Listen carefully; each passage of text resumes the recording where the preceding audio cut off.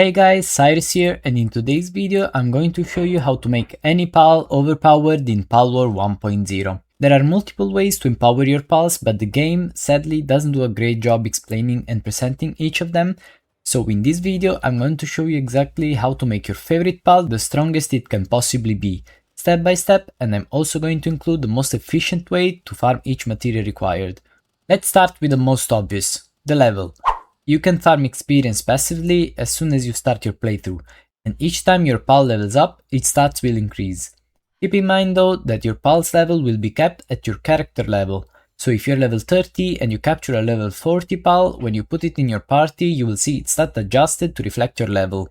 Now let's talk about the most efficient way to level up your pals. I found great success by defeating the strongest tower boss you can fight with the pal you want to level up in your party. You will get loads of XP and you can repeat the fight as many times as you wish.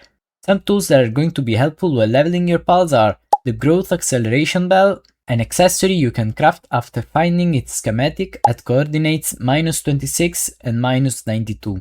Having it in your accessory slot while fighting increases the experience your pal receives by 50%. And the Pal Omaschool. Having it in your team increases XP gain by 40% or 80 once fully condensed through its partner skill, but we'll get into condensing later. The second way to passively upgrade your pal is friendship. By simply having your pal in your party and fighting alongside them, their trust level will increase up to level 10, boosting their stats. You can also increase pal trust level by feeding them kinship peaches. They can spawn naturally in the world, but the most efficient way to farm them is by capturing high-level bounty agents and butchering them. A quick tip for capturing them: if you have a Yakumo with a service-minded and lavish hospitality passive skill, make sure to have him in your party while capturing those agents. His partner skill will give you a chance to pass his passives onto the target you're trying to capture, but make sure to craft his saddle first or his partner skill won't work. Once you capture those agents and butcher them, they will drop bounty tokens, and even more if Yakumo successfully pass these skills. You can then exchange those bounty tokens for kinship peaches at the PIDF agent in small settlement. Next up, at level 9 you unlock the newbie statue. By feeding pal souls at this statue, you can increase your pal stats by up to 60%. The most efficient way to farm pal souls is by running expeditions if you have a bunch of strong pals, or by breeding and butchering pals that naturally drop them, like Shadowbeak for large pal souls, or late game pals like Pantalus for giant pal souls. Then, at level 14, you unlock the Pal Essence Condenser, a structure you can interact with to feed a pal with copies of the same species.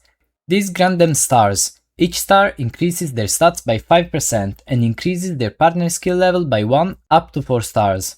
This is probably the most important mechanic in the game, as you can stack a combination of those partner skill for offensive and defensive buffs, or quality of life upgrades like increasing item drops or detecting ores and reducing their weight. At level 34 you unlock the ability glasses.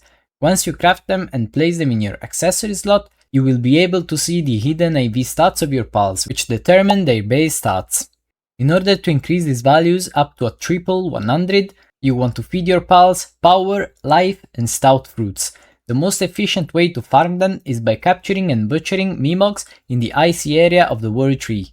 Similarly to the bounty agent farm, you can bring a Yakumo with you to maximize drops, but in this case you will get dog coins, which you spend at the metal merchant in churches found in starting zones.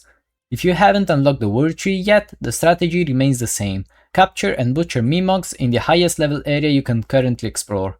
They have a low spawn rate, but they can spawn almost anywhere. At level 38 you unlock another very important structure, the Pal Surgery Table. Here you can give your pals the passive you want after paying some gold. Many passives are available as soon as you unlock it, but others must be bought for tokens. The PIDF agent in the small settlement sells passive for bounty tokens, and the arena merchants at coordinates 629 and 15 sells passives for arena tokens. These two NPCs sell very important passives like Serenity, Musclehead, Artisan, and Runner, and once you unlock them you can use them infinitely. Some other powerful passives are found in the World Tree as disposable single-use implants.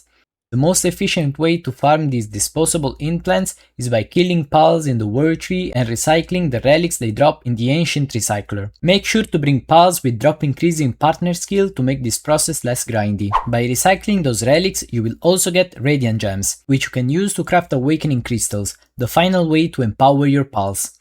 You will need one awakening crystal matching the element of the pal you want to awaken. This gives your pal a yellow aura and a permanent stat boost. The most efficient way to farm those gems is by running expeditions, specifically the World Tree Subterranean City runes. And as a bonus, you can further boost your base pal's defense and attack with the Pal Labor Research Lab. However, this only works for pal assigned to your base, making it mostly useful when fighting raid bosses.